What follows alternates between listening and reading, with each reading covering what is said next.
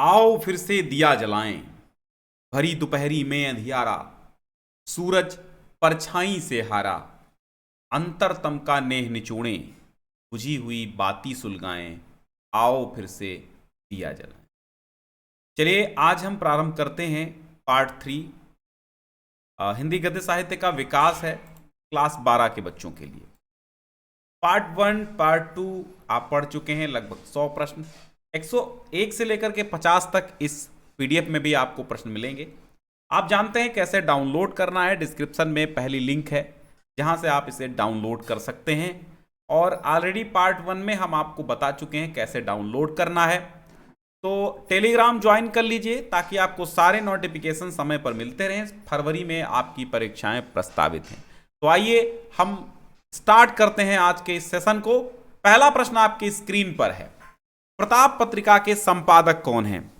महावीर प्रसाद द्विवेदी हैं, मुंशी प्रेमचंद हैं, गणेश शंकर विद्यार्थी हैं या फिर बद्री नारायण चौधरी प्रेमघन हैं? सही जवाब क्या होगा आपका? फटाफट सोचकर बताइए हमें। आपको सही जवाब मिल गया होगा, गणेश शंकर विद्यार्थी प्रताप पत्रिका के संपादक हैं। दूसरा प्रश्न है, भारत दुर्दशा रचना किसकी है? अच्छा, यहां पे 51-52 जैसा, मतलब 51-52 है, ठीक है, ऐसे क्रम चला है। भारत दुर्दशा किसकी रचना है? जयशंकर प्रसाद की है, राम कुमार वर्मा की है, भारतेंदु हरिश्चंद्र की है या बाबू श्याम सुंदर दास की है? तो यहां पर भारतेंदु हरिश्चंद्र की है। क्या? भारत दुर्दशा।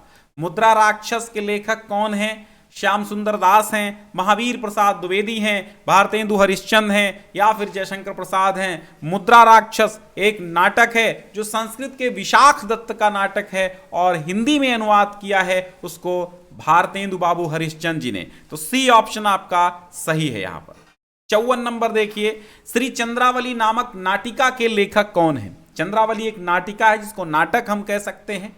भारतेंदु हरिश्चंद्र ही श्री चंद्रावली नाटिका के लेखक हैं। पागल पथिक किस विधा की रचना है? बहुत बेहतरीन प्रश्न है ये, पागल पथिक किस विधा की रचना है और बार बार ये पूछा जाता है। तो पागल पथिक जो है, सी ऑप्शन आपका, एक गद्यगीत विधा की रचना है। आधे अधूरे के लेखक कौन हैं? हमने कहा था आपसे, आधे अधूरे, आषाढ़ का एक दिन और लहरों के राजहंस जैसे ये तमाम अच्छे अच्छे नाटक लिखने वाले आपके मोहन राकेश जी हैं। 57 नंबर प्रश्न कहता है कि चंद्रगुप्त नाटक के लेखक कौन है? चाहे चंद्रगुप्त आए, चाहे स्कंदगुप्त आए, ध्रुव स्वामिनी आए, सज्जन आए, कल्याणी परिणय पूछे, प्रायश्चित पूछे, रात्रि पूछे, तो आपको जन्मेजय का नागयज्ञ पूछे तो आपको टिक कर देना है आंखें बंद करके, जयशंकर प्रसाद। ठीक है, जन्मेजय का नागयज्ञ नाटक के रचनाकार कौन है? अभी मैंने आपसे चर्चा की, जन्मेजय का नागयज्ञ पूछे, रात्रि पूछे तो आपको लगा देना है जयशंकर प्रसाद। विशस्य विषमौषधम गद्य की विधा क्या है? सबसे पहले यह जानिए कि विशस्य विषमौषधम जो है वो लिखा किसने है। विशस्य विषमौषधम के रचनाकार हैं भारतेंदु बाबू हरिश्चंद्र, यानी भारतेंदु हरिश्चंद्र जी, जिनके नाम से पूरा का पूरा युग भारतेंदु युग नाम पड़ा। और विशस्य विषमौषधम एक नाटक है, तो यहां पर आपका बी ऑप्शन सही होगा, नाटक है विशस्य विषमौषधम। हिंदी एकांकी का विकास किस युग में माना जाता है या किस युग में हुआ था हिंदी एकांकी का विकास? छायावाद युग में, छायावादोत्तर युग में, द्विवेदी युग में या फिर भारतेंदु युग में हुआ था? तो हिंदी एकांकी का विकास आप समझ सकते हैं किस युग में हुआ। फटाफट कमेंट कीजिए। सही जवाब आपका हो जाएगा छायावाद युग। यहां लगा दीजिए ए ऑप्शन। 10 1 2 3 4 ऐसे क्रम है इसका, याद रखिएगा। अंडे के छिलके किस गद्य विधा की रचना है? अंडे के छिलके मोहन राकेश का लिखा हुआ है। अंडे के छिलके एक एकांकी विधा की रचना है। 11 का ए सही कर लीजिएगा। 12वां देखिएगा, हिंदी एकांकी के जनक कौन माने जाते हैं? हिंदी एकांकी के पितामह, हिंदी एकांकी के जनक डॉक्टर राम कुमार वर्मा हैं। कौन है? डॉक्टर राम कुमार वर्मा हिंदी एकांकी के जनक हैं। लाला श्रीनिवास दास का उपन्यास कौन सा है? लाला श्रीनिवास दास का उपन्यास है परीक्षा गुरु। जी हां, हिंदी का प्रथम मौलिक उपन्यास अगर आपसे कोई पूछता है तो आप लगा दीजिएगा लाला श्रीनिवास द्वारा लिखा गया परीक्षा गुरु। ठीक है, परीक्षा गुरु किस विधा की रचना है? तो सीधी सी बात है, परीक्षा गुरु उपन्यास है लाला श्रीनिवास दास का लिखा हुआ। परीक्षा गुरु के रचयिता कौन है, वही बात कई प्रकार से आपसे कई टाइप से पूछी जा सकती है। परीक्षा गुरु लाला श्रीनिवास दास की रचना है। कायाकल्प के रचनाकार कौन है, तो आप एक यहां पर कायाकल्प की बात अगर आ ही गई है तो हम आपको एक पॉइंट और बता देते हैं कि जो कायाकल्प है, कायाकल्प एक उपन्यास है। कायाकल्प लोक और परलोक से संबंधित उपन्यास है और मुंशी प्रेमचंद इस कायाकल्प के लेखक हैं। ठीक है, कायाकल्प के लेखक कौन हैं? कायाकल्प के लेखक मुंशी प्रेमचंद जी हैं। अपने अपने अजनबी उपन्यास के लेखक कौन हैं? अपने अपने अजनबी उपन्यास के लेखक हैं सच्चिदानंद हीरानंद वात्स्यायन, अज्ञेय लगा दीजिए। चारुचंद्र लेख के रचनाकार कौन हैं? महावीर प्रसाद द्विवेदी, हजारी प्रसाद द्विवेदी, अज्ञेय, जैनेन्द्र कुमार। तो चारुचंद्र लेख पुनर्नवा अनाम दास का पोथा, चाहे चारुचंद्र लेख हो, चाहे पुनर्नवा हो, चाहे आपका अनाम दास का पोथा हो, ये सारी की सारी उपन्यासों के रचयिता कौन हैं? बाण भट्ट की आत्मकथा हो, ये हजारी प्रसाद द्विवेदी के उपन्यास हैं। तो यहां पर बी ऑप्शन आपका सही हो जाएगा। गिरती दीवारों के रचनाकार कौन है? गिरती दीवारें उपेंद्र नाथ अश्क की रचना है। ए ऑप्शन आपका सही हो जाएगा। गोदान पूरी दुनिया में छाई हुई उपन्यास है, कई भाषाओं में इसका अनुवाद भी हुआ और कृषक जीवन की महागाथा है। अगर आपसे ये पूछ ले कि मुंशी प्रेमचंद की किस उपन्यास में कृषक जीवन की महागाथा वर्णित है, तो आप लिख देंगे क्या लिख देंगे? आप लिख देंगे गोदान। गोदान होरी धनिया गोबर झुनिया जैसे तमाम पात्र हैं, कृषक जीवन की समस्याएं हैं। तो कृषक जीवन की महागाथा, कृषक जीवन की महापुराण, कृषक जीवन का ग्रंथ कह सकते हैं गोदान को। गोदान मुंशी प्रेमचंद का एक मशहूर उपन्यास है। तितली उपन्यास के रचनाकार कौन है? तो जिनकी उपन्यास है तितली, उनकी ही उपन्यास है कंकाल और उनकी ही उपन्यास है इरावती। मात्र 3 उपन्यास लिखने वाले हैं जयशंकर प्रसाद, कंकाल, तितली और इरावती। इरावती अपूर्ण उपन्यास है जयशंकर प्रसाद की, तो डी ऑप्शन आपका सही कर लीजिए, तितली। निम्नलिखित में से कौन सी रचना उपन्यास है? कामायनी उपन्यास है, गोदान उपन्यास है, साकेत उपन्यास है या स्कंदगुप्त है? कामायनी जयशंकर प्रसाद की रचना है, गोदान मुंशी प्रेमचंद की है, साकेत मैथिली चरण गुप्त की है, स्कंदगुप्त जयशंकर प्रसाद का है। अब आप पूछेंगे कामायनी, तो कामायनी एक महाकाव्य है, इसलिए ऑप्शन गलत है। ठीक है, कामायनी महाकाव्य है, साकेत भी महाकाव्य है और स्कंदगुप्त भी महाकाव्य है। बी ऑप्शन सही है, गोदान आपका उपन्यास है, प्रेमचंद का उपन्यास नहीं है। ठीक है, गोदान है, कर्मभूमि है, रंगभूमि है, निर्मला है, गबन है, मंगलसूत्र है, अपूर्ण थी, लेकिन त्यागपत्र नहीं है। अब त्यागपत्र किसका है? जैनेन्द्र कुमार का लिखा गया उपन्यास है। बाण भट्ट की आत्मकथा, यहां पर लिखा तो आत्मकथा है, लेकिन यह विधा क्या है? उपन्यास है। तो आत्मकथा, बाण भट्ट की आत्मकथा उपन्यास विधा की रचना है और हजारी प्रसाद द्विवेदी की लिखी हुई है। शेखर एक जीवनी के लेखक कौन है? यहां पर शेखर एक जीवनी लिखा है, लेकिन ये जीवनी नहीं है, उपन्यास है और अज्ञेय जी इसके लेखक हैं सच्चिदानंद हीरानंद वात्स्यायन अज्ञेय। शेखर एक जीवनी।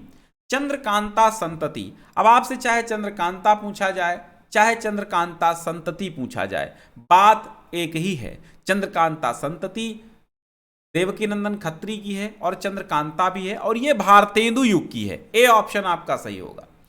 नूतन ब्रह्मचारी के रचनाकार कौन है? ठीक है, 100 जान एक सुजान, नूतन ब्रह्मचारी, ये बालकृष्ण भट्ट की रचनाएं हैं। बी ऑप्शन सही। चारुचंद्र लेख की विधा क्या है? तो चारुचंद्र लेख पुनर्नवा अनाम दास का पोथा, ये सब हजारी प्रसाद द्विवेदी की रचनाएं हैं और ये उपन्यास हैं। नदी के द्वीप किस विधा की रचना है? तो नदी के द्वीप भी एक उपन्यास विधा की रचना है।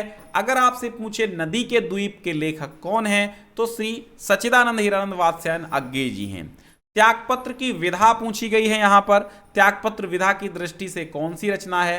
कहानी, निबंध, उपन्यास, नाटक। तो त्यागपत्र जो है, त्यागपत्र एक उपन्यास है और त्यागपत्र किसकी है? अभी हमने ऊपर बताया था, जैनेन्द्र कुमार जी की उपन्यास है।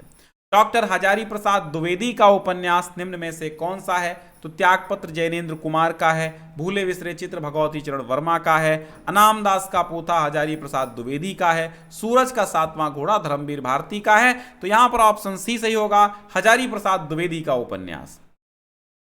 राम वृक्ष बेनीपुरी की रचना कौन सी है? वोल्गा से गंगा, वाग विलास, पतितों के देश में चिंतामणि। तो पतितों के देश में राम वृक्ष बेनीपुरी की रचना है। नदी के द्वीप के रचनाकार कौन है? नदी के द्वीप के रचनाकार हैं अज्ञे। ठीक है, मुंशी प्रेमचंद ने उपन्यास लिखा है, तो मुंशी प्रेमचंद ने गोदान लिखा है। ठीक है, हिंदी का प्रथम मौलिक उपन्यास कौन सा है? परीक्षा गुरु है, सी ऑप्शन सही है। मोहन राकेश रचनाकार हैं, भारतेंदु युग के हैं, द्विवेदी युग के हैं, शुक्ल युग के हैं, शुक्लोत्तर युग के हैं। तो मोहन राकेश आपके जो रचनाकार हैं वो आपके शुक्ल युग के हैं। ठीक है, शुक्ल युग लगा लीजिए, नहीं आज शुक्लोत्तर युग लगाएंगे, यहां पर ऑप्शन डी से होगा शुक्लोत्तर युग। ठीक है, गुनाहों का देवता कृति किसकी है? गुनाहों का देवता धर्मवीर भारती की कृति है। ठीक, और निम्न में से कौन सी रचना हजारी प्रसाद द्विवेदी का उपन्यास नहीं है? तो चारुचंद्र लेख है, अनाम दास का पोथा है, पुनर्नवा है। तट की खोज नहीं है, डी ऑप्शन, क्योंकि हरिशंकर परसाई की रचना है तट की खोज। ठीक, बाण भट्ट की आत्मकथा के लेखक कौन है? तो ये हमने आपको बताया, हजारी प्रसाद द्विवेदी हैं। निम्नलिखित में से किस उपन्यास की रचना हरिशंकर परसाई जी ने की थी? तो रानी नागफनी की कहानी। विधा तो लिखी है कहानी, लेकिन है ये उपन्यास, उपन्यास विधा की रचना है। ठीक है, नाम कहानी लिखा है। निम्नलिखित में से मृगनयनी उपन्यास के लेखक कौन है? वृंदावन लाल वर्मा मृगनयनी उपन्यास के लेखक हैं। मैला आंचल किसका उपन्यास है? मैला आंचल फणीश्वर नाथ रेणु का उपन्यास है, जिसमें मैला आंचल में डॉक्टर प्रशांत और कमला की प्रेम कहानी भी पलती है। 100 अजान एक सुजान के लेखक बालकृष्ण भट्ट हैं, ऊपर हमने बताया भी। निम्नलिखित में से हजारी प्रसाद द्विवेदी की रचना नहीं है। निम्नलिखित में से हजारी प्रसाद द्विवेदी की हिंदी की साहित्य की भूमिका, ये तो है विचार और वितर्क है, साहित्य का मर्म है। लेकिन बिल्लो बकरिया जो है ये निराला की रचना है, इनकी नहीं है। कर्मभूमि किस विधा की रचना है? तो कर्मभूमि हो चाहे रंगभूमि हो, ये उपन्यास है। ठीक है, अज्ञे की रचना निम्न में से कौन है? शेखर एक जीवनी, ए ऑप्शन ही सही होगा। शेखर एक जीवनी अज्ञे की रचना है, उपन्यास विधा की है। गोरा बादल की कथा जटमल कृत है, जटमल ने लिखा था गोरा बादल की कथा। 49वां प्रश्न है, जयशंकर प्रसाद की रचना कौन सी है? आनंद मठ है, तितली है, भारत दुर्दशा है, संस्कृति के 4 अध्याय। तो ये तो रामधारी सिंह दिनकर की रचना है, ये तो दिनकर की है। और तितली जो है जयशंकर प्रसाद का उपन्यास है। इस पीडीएफ का अंतिम प्रश्न है, नूतन ब्रह्मचारी किस विधा की रचना है? नूतन ब्रह्मचारी 100 अजान एक सुजान बालकृष्ण भट्ट का है। नूतन ब्रह्मचारी एक उपन्यास है। ठीक है, उपन्यास है। चलिए, तो आपका जो है उत्तर माला भी इसमें इन्वॉल्व होगा, पीडीएफ आप डाउनलोड कर लीजिएगा। धन्यवाद।